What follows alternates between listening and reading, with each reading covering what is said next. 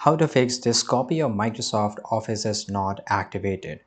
Now to fix this issue, there's several ways to do this.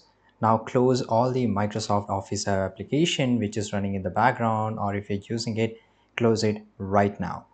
Now after that, you have to do one thing. You have to go to Google and search for Microsoft, a Microsoft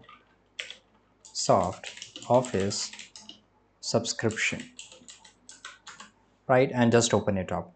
Now if you don't have any subscription, you won't be able to use it completely, but still there's a various kind of offers here, as well as if you're a student, then you can just get much more offer. So you have to buy any one of them, right? And then only you will able to use Microsoft Office completely, and this problem will get fixed. Now if you have installed any duplicate installation, remove it right now, because if you have multiple version of Office installed, uninstall any version you do not need. This can prevent license conflicts here.